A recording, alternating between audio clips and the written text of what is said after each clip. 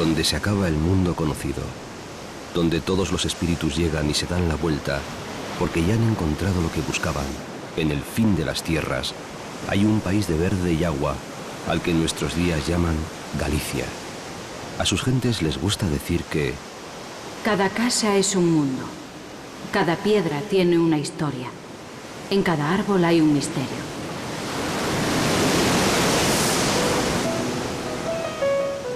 Y lo mejor es que se quedan cortos. Siempre ha sido la modestia un pecado de los gallegos.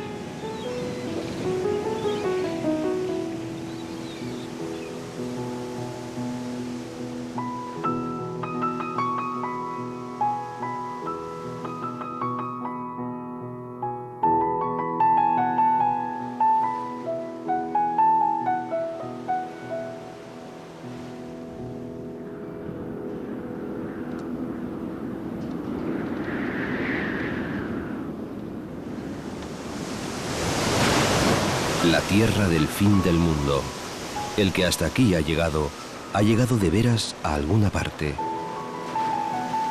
Acantilados blancos y negros, rías, los fiordos de Hispania, pueblos marineros, tierra donde conviven amigablemente los vivos y los muertos.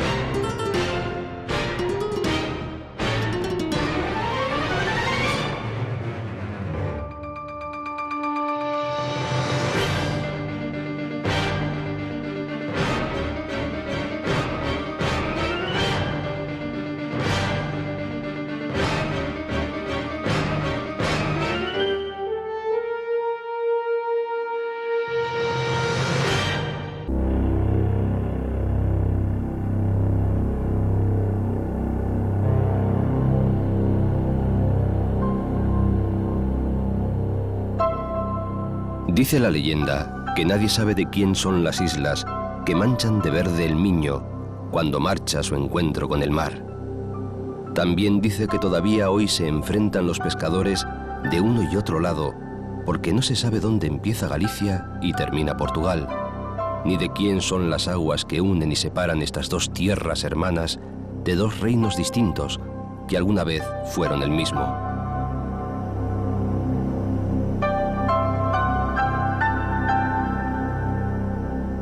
El Miño es el rey a uno y otro lado de este paraje de castillos, de esta frontera de agua, que como todas las fronteras tiene su misterio, su gloria y sus contrabandistas.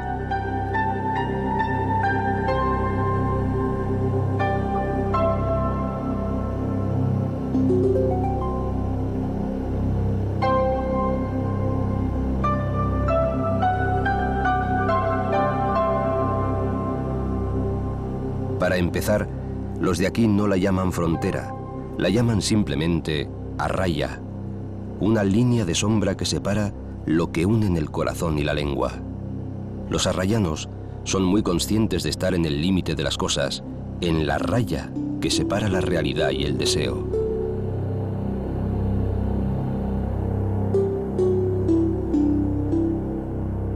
En las dos orillas se levantan ciudades gemelas, como si nacieran del reflejo de las aguas, ciudades levantadas una contra otra. Donde los españoles alzaban un castillo, los portugueses construían otro. Dicen que la abundancia de castillos y de monjes es lo que ha hecho nacer el carácter señorial de las gentes de Arraya.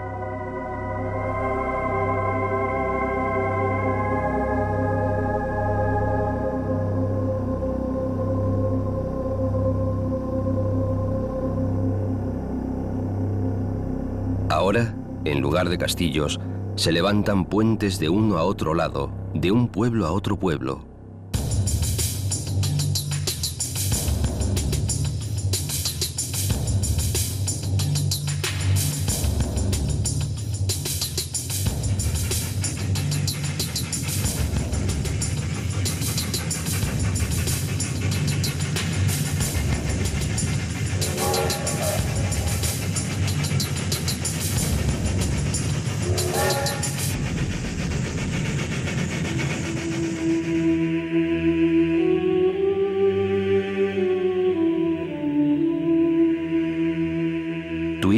ha sido siempre la niña bonita de la frontera.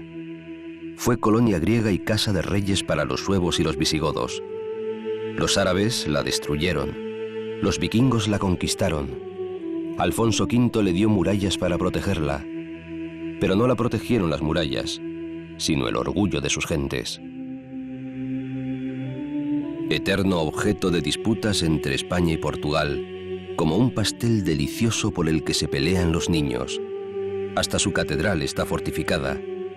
Sus torres y almenas no solo vigilan sus dos portadas, la gótica y la románica, vigilan la ciudad misma de Tui para que no se desvíe del camino, y a sus enemigos para que no lleguen nunca a sus puertas.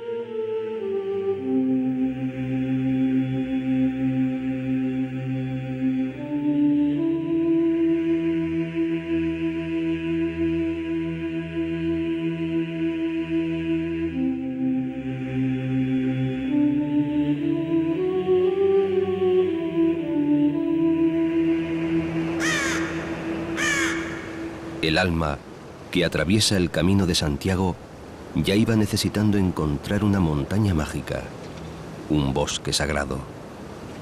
El Monte Aloia es uno de los 5 parques naturales de Galicia. Los lugareños se refugiaron aquí para huir de las sucesivas invasiones, romanas, árabes, normandas, francesas y portuguesas. Y siempre fue mágico.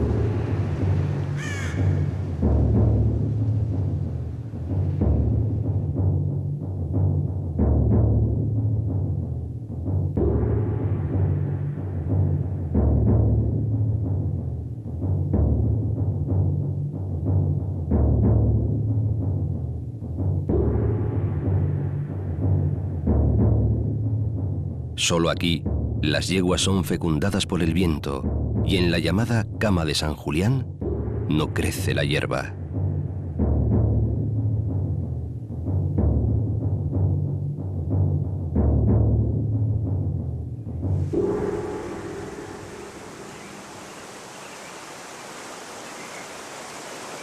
El señor Miño continúa su camino a lo largo de las torturadas tierras de Arraya, acompañado de las quejas de los portugueses, que dicen que, casado como está con Portugal, el amor que le tiene a Galicia no tiene otro nombre que adulterio.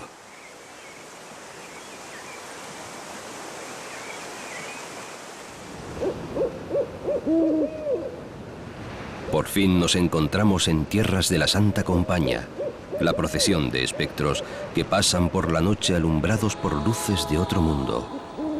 Se dice que el que la ve está viendo su propia muerte. Pero nosotros vemos solo la Serra da Groba, la antigua tierra de los grovios, de los que hablaron Plinio y Pomponio. Todo este monte está horadado por galerías secretas del tiempo de los fenicios. Piedras sagradas extraídas en las míticas islas Casitérides y traídas aquí en carros consagrados, acechan en los bosques de helechos, no sabemos si para protegernos o para conjurarnos. No asustan a las 2000 cabezas de ganado, caballos y vacas mágicas que pastan en sus cascadas. Esperan, como muchos visitantes, la llegada cada primavera de Arrapa das Vestas, que se celebrará de mayo a junio cada domingo.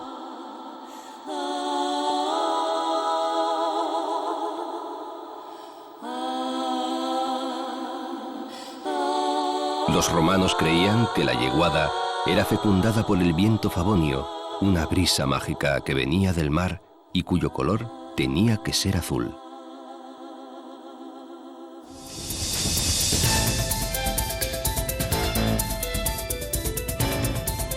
Cuando llegó aquí al Valle del Rosal, el gran navegante de Cartago, Himilcón, creyó haber hallado el paraíso terrenal.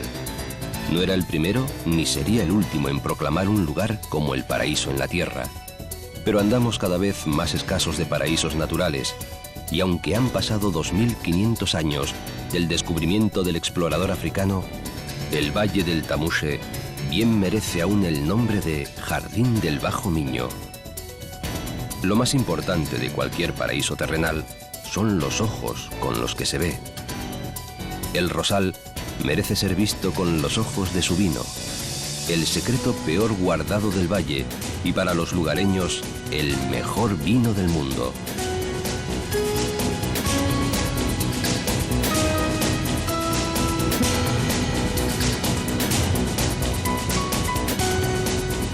Es un vino antiguo, como la historia de este valle. Los romanos trajeron el cultivo de la buena uva, pero en el siglo XII, los monjes del monasterio de Santa María de Oya, entre sus buenas obras, tuvieron la de introducir aquí la uva de Albariño, que se puso tan contenta que dejó que todos hoy en día la llamen del Rosal.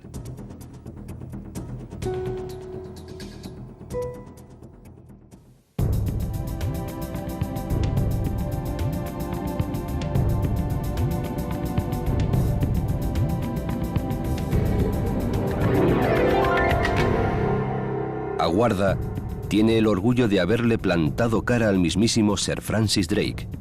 Y no fue él el único en intentar conquistar esta villa de Castros. Piratas de Malta y otros corsarios ingleses lo intentaron, pero el monte de Santa Tecla siguió en pie desafiándoles. Muchos lo atribuyeron a los altares y las ruinas que honran a los viejos dioses de los tiempos en que Aguarda aún no existía, antes de ser fundada por unos comerciantes malteses que habían llegado aquí por error, que a menudo es uno de los muchos nombres del destino.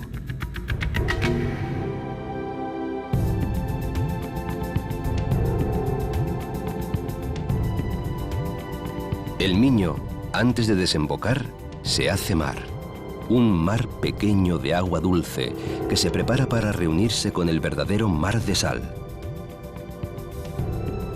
Dice Álvaro Cunqueiro: es mi Miño lucense, que aquí pone punto y final a su largo y sonoro camino. Nace en el norte, al pie del abedul, una ondeante manteliña verde, y muere en el sur, donde florece el limonero. Dicen que desde la desembocadura puede verse América, al menos con los ojos del corazón, como lo hicieron aquí tantas madres de tantos emigrantes que un día se fueron.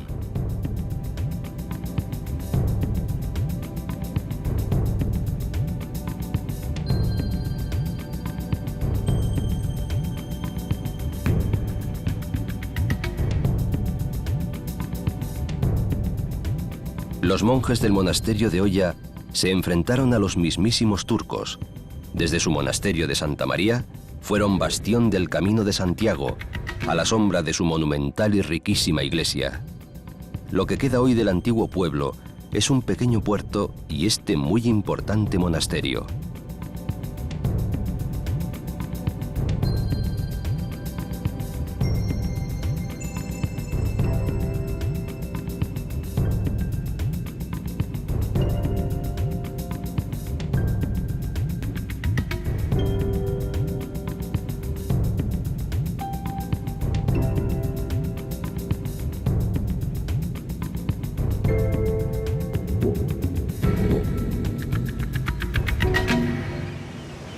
Hay un tesoro escondido tras el Cabo Silleiro, las Rías Baixas. Mucho se ha dicho sobre ellas y todo queda aún por decir.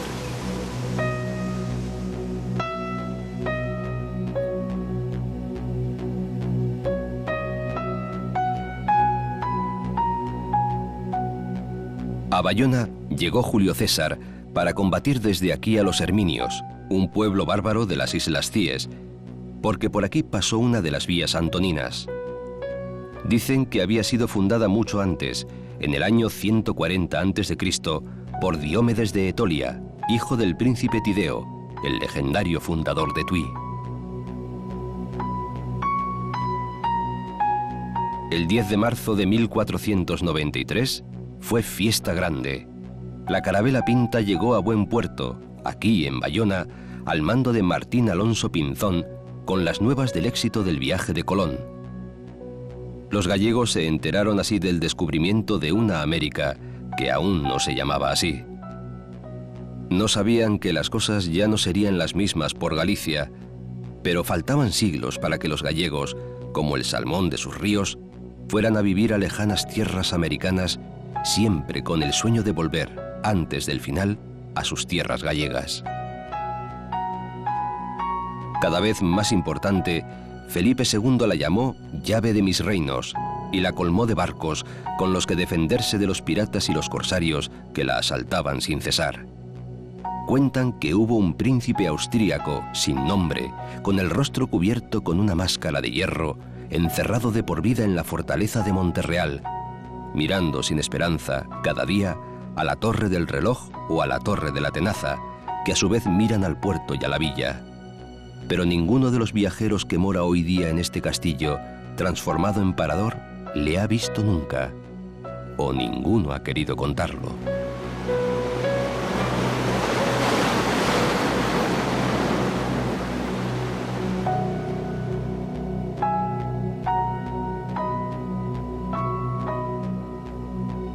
A algunos milagros los llaman rías. A la ría de Vigo, algunos le llaman milagro. Desde su entrada se ven las Islas Cíes, que son 3, como las hermanas de los cuentos.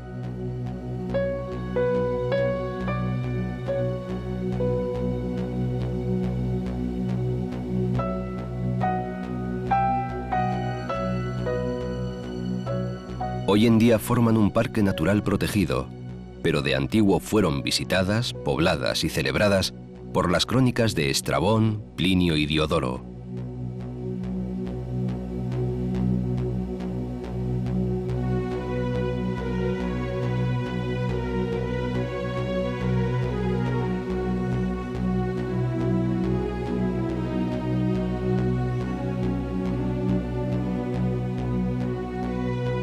En el siglo XIV, benedictinos y franciscanos las llenaron de monasterios, pero los ataques de piratas y corsarios, incluyendo al mismísimo Francis Drake, acabaron provocando la huida de sus pobladores.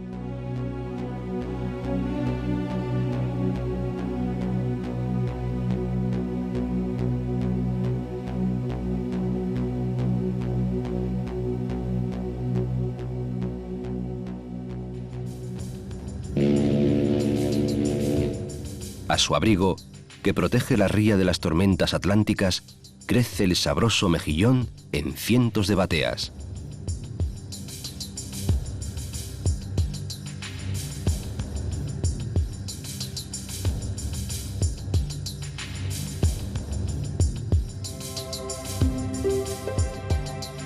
Vigo, acusada de ser una ciudad industrial, arropada en su bonita ría, se ríe de sus detractores mientras se baña en sus hermosas playas.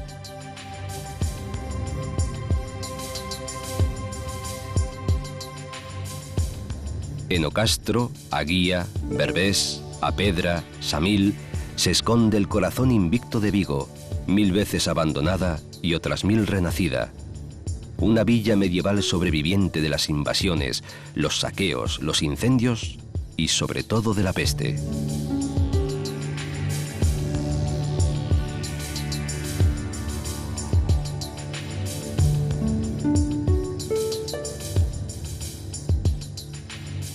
En 1656, la ciudad se fortifica con murallas y comienza a parecerse a sí misma.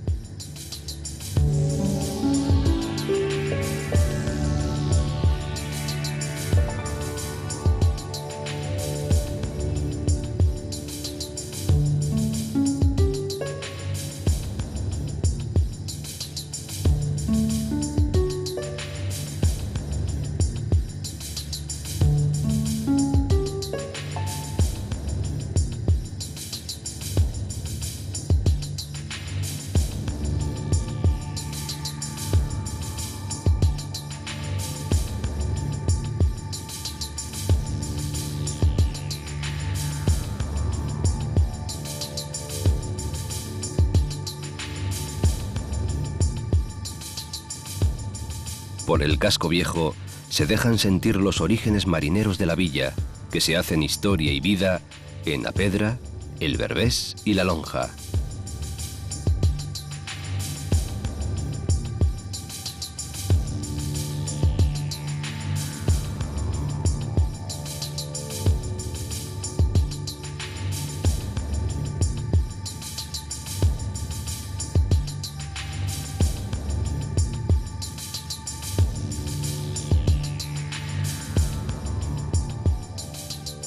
Es en la madrugada cuando la lonja goza de mejor vida, pero no es difícil encontrarla a cualquier hora en plena actividad.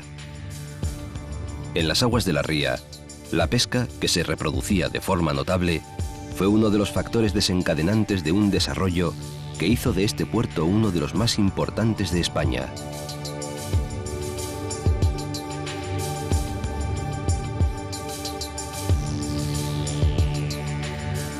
Calidad que se eleva a universal cuando su puerto transatlántico sirve de acogida a los mayores buques de carga o pasajeros que surcan los mares.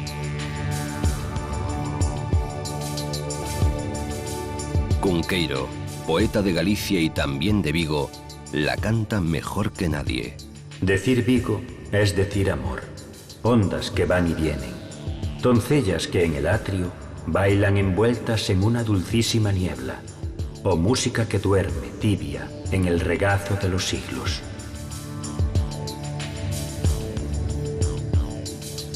Bajo el puente de Rande, símbolo de la modernidad, 700 metros de luz que unen dos fértiles vegas, se esconde un tesoro y el pasado de Vigo y de Galicia. Desde la Guerra de Secesión, yacen aquí hundidos por la escuadra anglo-holandesa los galeones de la Armada del Reino de España, con sus riquezas procedentes de México. Y no es leyenda, sino historia, aunque lo del oro sumergido sea más motivo de charla que posibilidad real.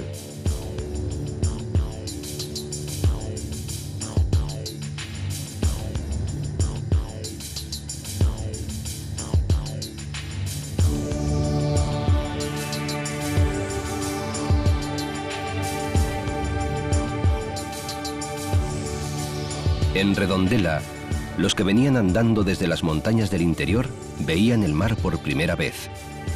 Algunos aseguraban que antes que el mar habían visto la coca, el mítico dragón que cada año sale del agua para cobrarse el tributo de la moza más hermosa.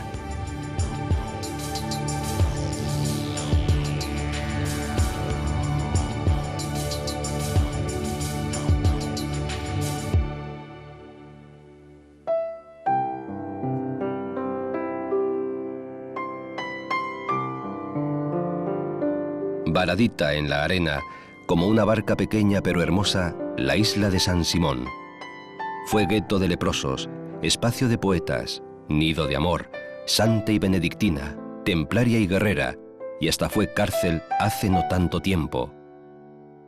Mendiño, el gran poeta de la Edad Media, la cantó. Sediame una ermida de San Simón, e cercaronme as ondas, que grandes son. Eu atendendo ao meu amigo, eu atendendo ao meu amigo. Y es que la poesía en la península comenzó con cantigas de amigo en islas como estas.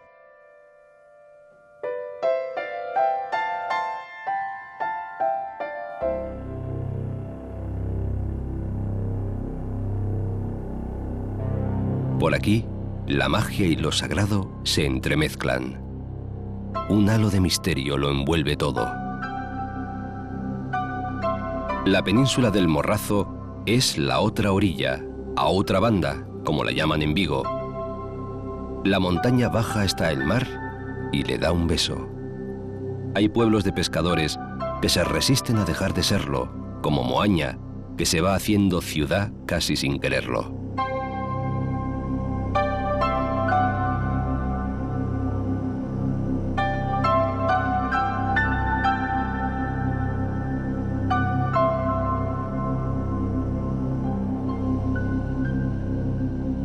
Aseguran que en Cangas comenzó a predicar el Evangelio el apóstol Santiago. Lástima que otras leyendas digan que lo que llegó a costas gallegas fueron sus santos despojos una vez muerto, así que mal podía predicar, aunque tratándose de Santiago, todo es posible. Parecen más ciertas las leyendas sobre las consecuencias del ataque turco que la asoló una mañana de 1617. Les echaron la culpa a las mujeres. Enloquecidas por la tragedia y acusadas de tener relaciones con el demonio, las quemaron. Celso Emilio Ferreiro inmortalizó a una de ellas, María Soliña, heroína de tantas mujeres ajusticiadas por ser fuertes.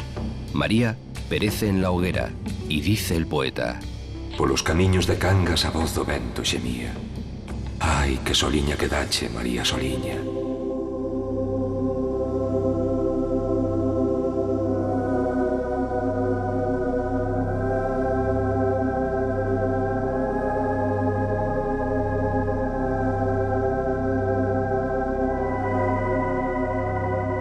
Por mucho que el mar se nos enfade, al final acabará haciendo las paces con la ría. Por el cabo do Home, el viento llega a los abruptos acantilados de la costa de la Vela.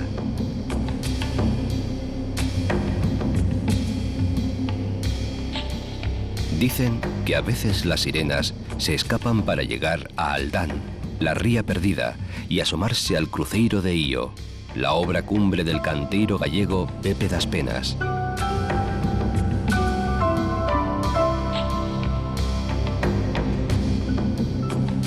Cruz de aire contra la cruz de piedra.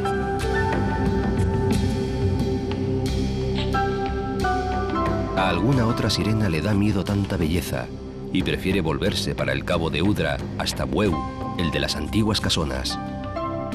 Bueu, donde en 1808 un catalán de apellido Domènech construyó la primera fábrica de salazón.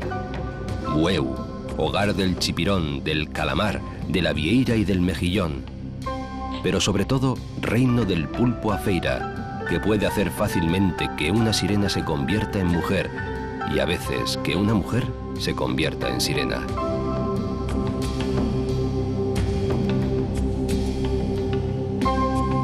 Marín es el centro del norte del Morrazo. El escudo de la villa marinera tiene una divisa en la que se puede leer Nostra in mare fortuna, fiel reflejo de su dependencia económica y social del mar. La villa, de eterna vocación marinera, desarrolló desde siempre una potente industria representada hoy en la flota del Gran Sol y la congeladora, que opera básicamente en las Malvinas y Marruecos.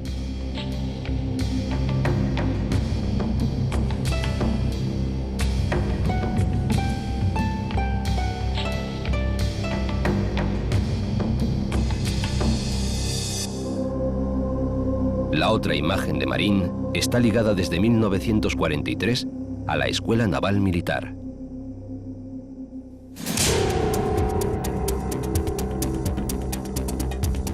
No se sabe quién fundó Pontevedra.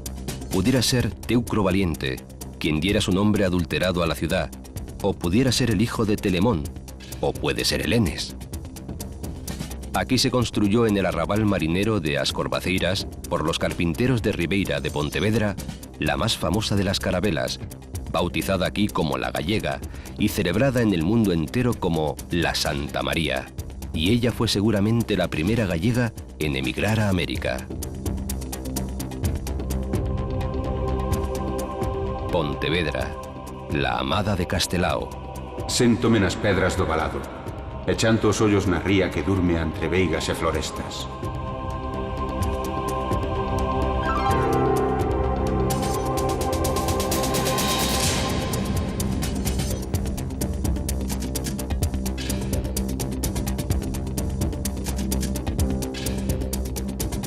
En la plaza de la Leña hay una sombra que huye. Las calles conservan sus nombres evocadores: Ferreiría, Alhóndiga, Atrio de San Bartolomé, Plaza de Teucro, Grande de Alfayates. La ciudad fue cuna del almirante poeta Payo Gómez Charino, señor de Rianxo, que fuera con Fernando III a conquistar Sevilla. Por aquellas fechas conoció también las anclas del almirante Bonifaz. Sobreviviente de 1000 asedios enemigos, rendida por el duque de Lancaster y hostigada por Drake, el pirata.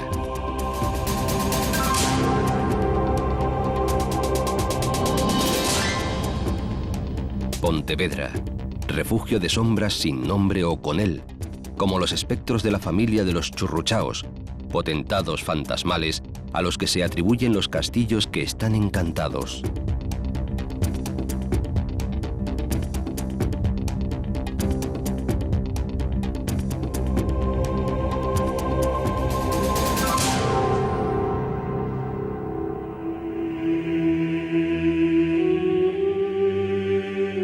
Pero las almas inquietas, muy a su pesar, cruzan el río para llegar al mar, a Poyo, que vive a la sombra de su inmenso monasterio, fundado, según dicen, por San Fructuoso, cuando llegó aquí en el siglo VI, andando sobre las aguas desde la isla de Tambo. Durante la Edad Media, el cenobio concentró el poder feudal de esta parte de la ría, y la tremenda obra cultural de los religiosos de Poyo se comprueba hoy en la magnífica biblioteca y las enseñanzas sobre las técnicas tradicionales de tratar la piedra.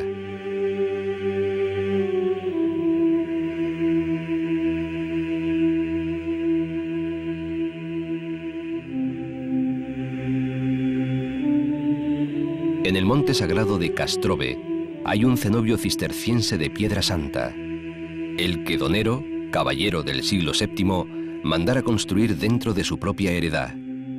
El rey Alfonso X el Sabio narra la historia en una de las cantigas a Santa María.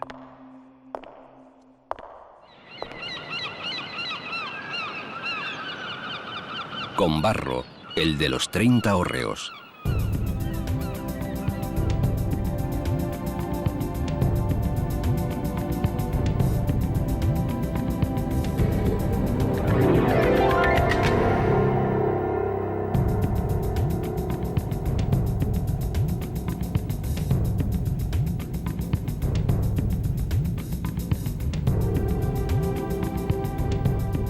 Estas palleiras de paja antigua juegan con los cruceros de piedra que vigilan los caminos, ahuyentando a los malos espíritus y dando ánimos a las almas temerosas.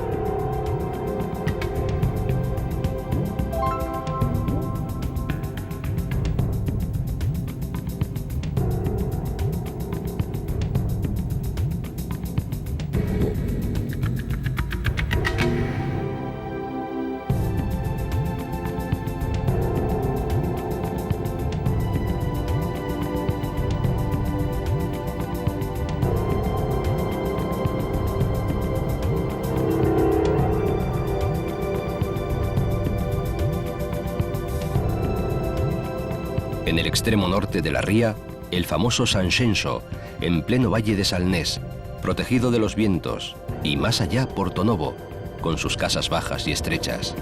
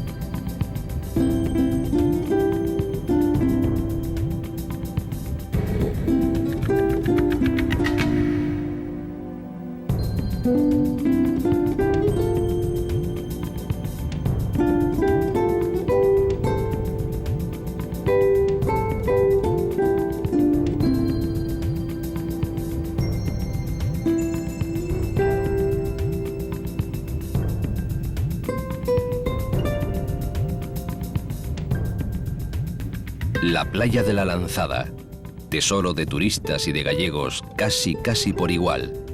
Aquí la noche de San Juan, al abrigo de la romería de la ermita, deben las mujeres vírgenes tomar un baño de 9 olas a la hora de las brujas. La espuma marina de San Juan las hará fértiles si tienen marido y casará a las solteras. Cada 23 de junio, víspera de San Juan, en la ermita, sobre la playa, se renuevan los viejos ritos. Una ermita por la que lucharon casi a muerte, quizás impresionados por sus mágicos poderes, el obispo Gelmírez y la reina Urraca de Castilla, la de los ojos de miel.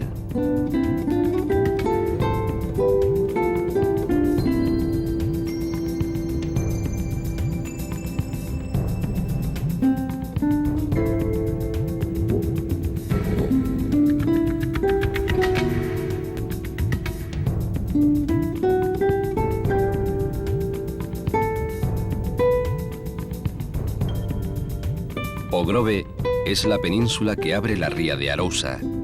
A pesar de su aroma marinero, Aquí empezaron como campesinos, luego el mar les ganó para siempre.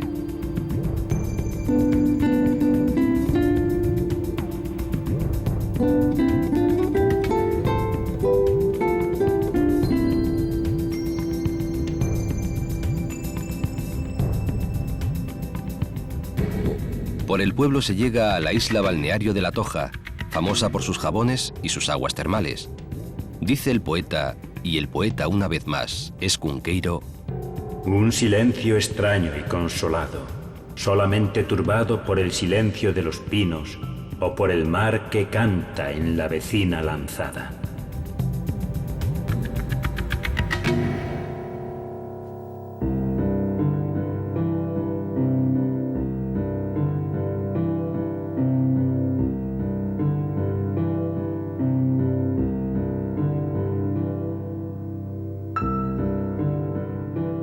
La bella Cambados es la patria chica de otro poeta, Ramón Cabanillas, que aquí nació en una tarde de lluvia. A ti, meu Cambados, pobre, fidalgo e soñador, que o cantareiro son dos pinares e o agarimo dos teus pazos lexendarios, dormes deitando ao sol á beira do mar. Cambados sufrió, como todos los pueblos de la ría, los ataques vikingos y árabes desde el siglo IX.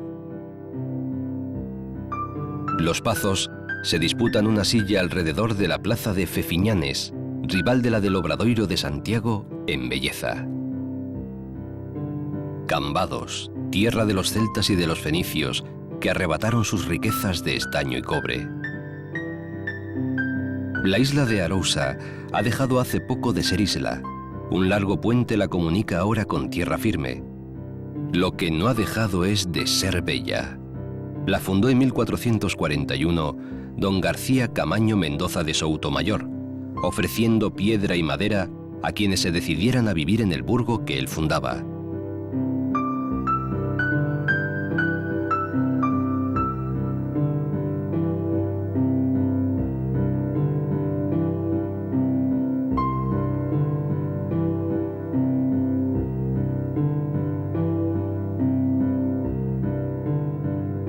Y llegamos a la patria del gran Ramón María del Valle Inclán, a Vilanova de Arousa, tierra de buena tierra y mejor mar.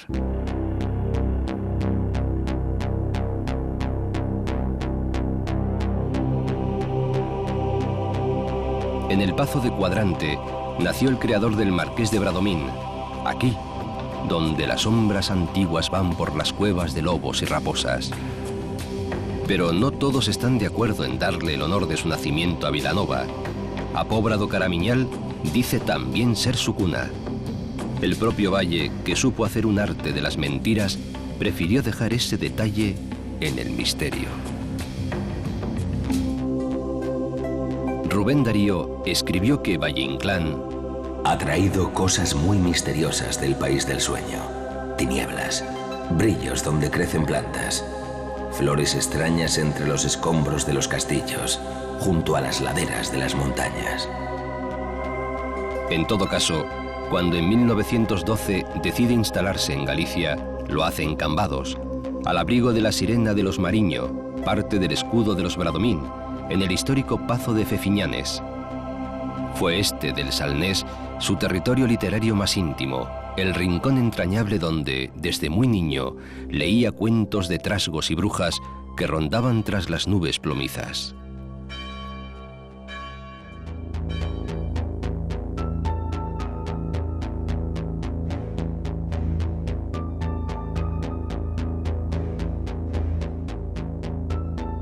La playa de Compostela une Vilagarcía y Carril.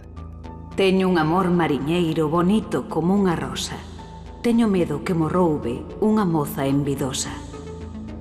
Carril, el pueblo de esos amores, fue entre los siglos XVII y XVIII uno de los más importantes de Galicia, puerto mercante de Santiago de Compostela.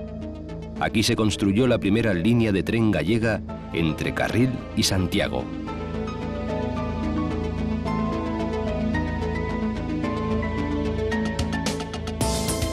Frente al paseo marítimo, la isla de Cortegada, con el bosque de laurisilva más al sur de Europa, que es, como no, un bosque sagrado.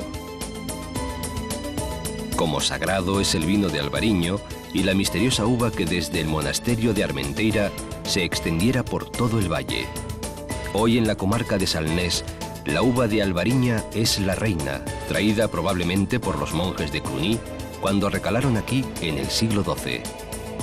Aunque otros menos dados a atribuir todas las bondades de la vida al influjo de la religión, cuentan que el origen del albariño es del siglo XI, cuando don Raimundo de Borgoña, esposo de la reina doña Urraca de Castilla, que tanto gustaba de las aguas termales de Caldas do Reis, habría traído de su Francia la cepa originaria de este milagro del vino.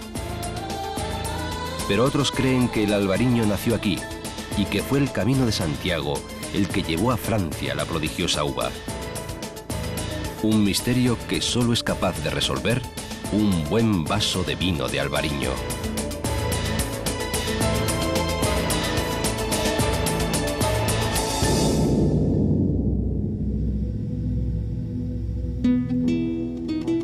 Padrón y sus dos valles. En uno se prolonga con la risueña comarca de Amaía. En Ulla se despliega hasta el valle de Herbón. La historia de Padrón va ligada a la de Iria Flavia, la gran ciudad romana a donde llegó el cuerpo del apóstol Santiago, martirizado en Jerusalén. Pero el nombre de Padrón está para siempre unido a una de las escritoras españolas más famosas de todos los tiempos. En el cementerio de Adina, en Padrón, fue enterrada Rosalía de Castro, aunque hoy en día sus restos descansan en Santiago de Compostela, en el Panteón de Santo Domingo, al que fue trasladada en 1891 y en el que la seguirían tantos gallegos ilustres. Muy cerca, en A Matanza, está la casa en la que murió y vivió varios años de poesía y lágrimas. A Rosalía le dedica uno de sus 6 poemas gallegos otro poeta muerto trágicamente, García Lorca.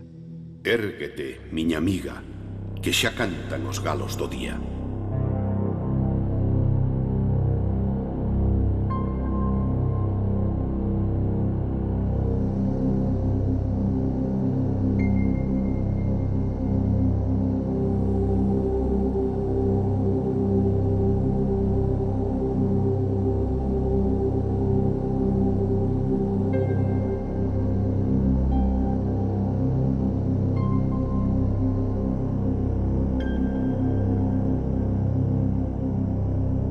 Y seguimos en tierras fértiles de literatura, porque en Iria Flavia fue a nacer un 11 de mayo de 1916 Camilo José Cela, de madre inglesa y padre gallego.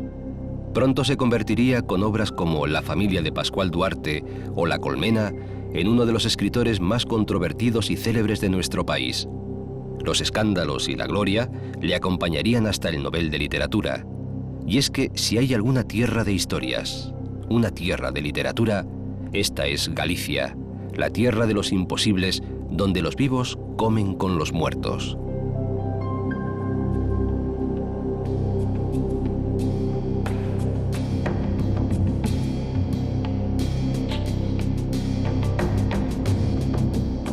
Y don Camilo descubrió a hombres lobo, sacristanes huidos, almas en pena, curas y meigas, fornicadores y beatas y muchos personajes más que vagaban de cruceiro en cruceiro buscando un escritor que los escribiera.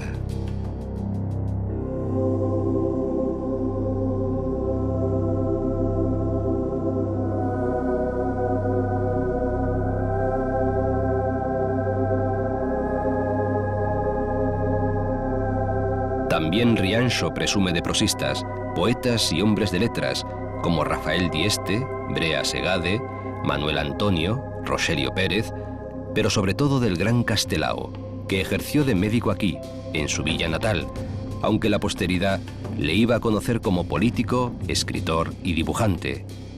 El nombre de Rianxo evoca a una de las más famosas canciones gallegas, la Rianxeira, compuesta en Argentina por emigrantes procedentes de Rianxo y dedicada a la Virgen cuya talla, realizada en 1773 por Fray Xosé de Santiago, puede aún visitarse en el santuario de Nosa Señora de Guadalupe.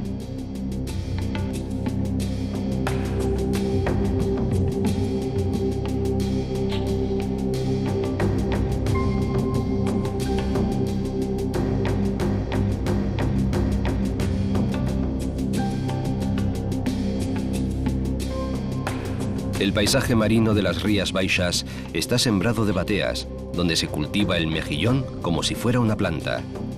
Es el mejillón, la flor del mar gallego. Sin él, no se comprenderían ni las costas sembradas de bateas, ni las mesas exquisitas, ni la mirada de las bateadoras. En el antiguo lugar de Cima de Vila está la actual Vila de Boiro, entre el monte y el mar, como toda Galicia. La Villa de la Niebla, porque Boiro significa niebla, y niebla quiere decir desde siempre misterio.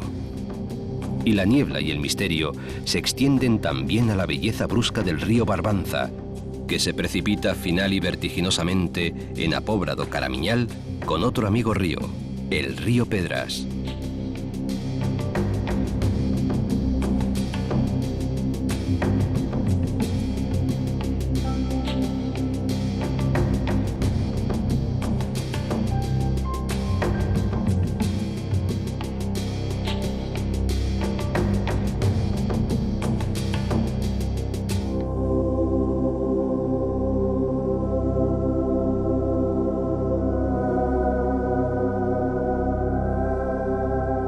Por aquí existió una ciudad que fue barrida por las aguas.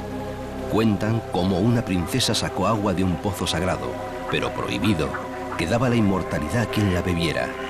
La muchacha probó el agua y quedó hechizada, y su encantamiento no se rompió hasta que una enorme ola se llevó la ciudad, dejando una laguna donde estaba el pozo.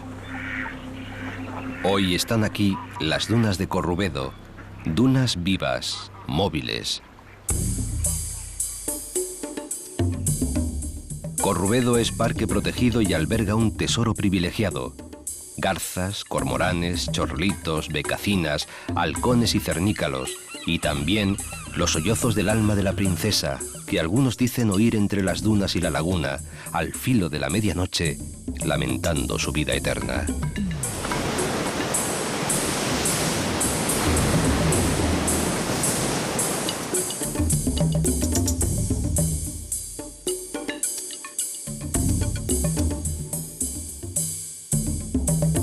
Las piedras sagradas hablan de una tierra de bienes, pero también de males que hay que conjurar.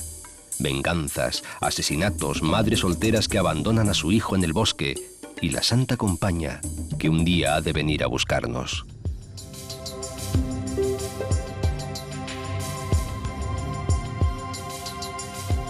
La de Muros y Noia es la ría que se abre hasta el estuario del Tambre.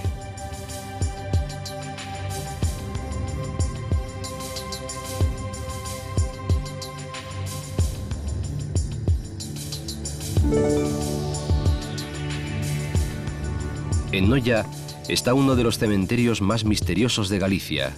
En torno a la iglesia de Santa María, se dice que fue cubierto con tierra traída en barco desde Palestina. En las paredes y las lápidas de sus tumbas se encuentran cientos de inscripciones extrañas con enigmáticas figuras, cuyo significado nadie ha sido capaz de revelar. Algunos dicen que son las tumbas de los supervivientes de la Atlántida, llegados a Noia en épocas remotas, huyendo del hundimiento de su isla. Y aseguran que Noia se llama así por una nieta de Noé, Noela, y sostienen que en un monte de una sierra cercana está enterrada el arca que construyó su abuelo para sobrevivir al diluvio universal.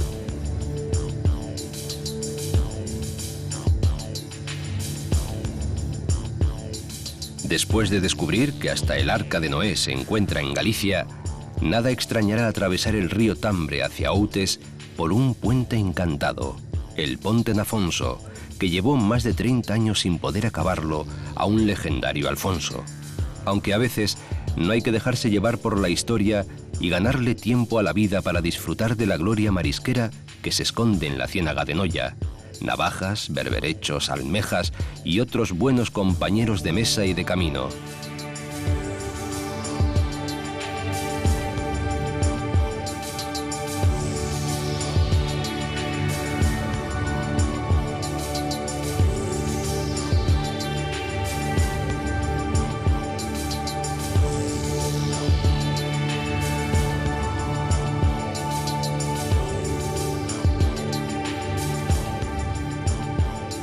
Las calles de Muros tienen nombres que evocan virtudes y peligros.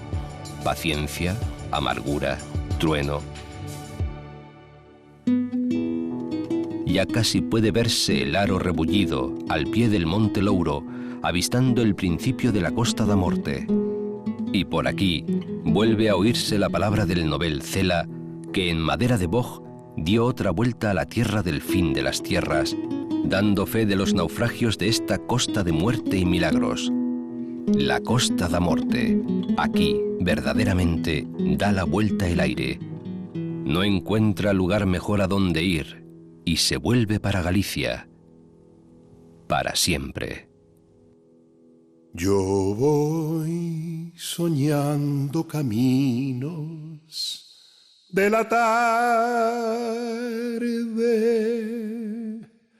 las colinas doradas, los verdes pinos y las encinas, ¿a dónde el camino irá? ¿A dónde el camino irá? Yo voy cantando viajero a lo largo del sendero. La tarde cayendo está, la tarde cayendo está.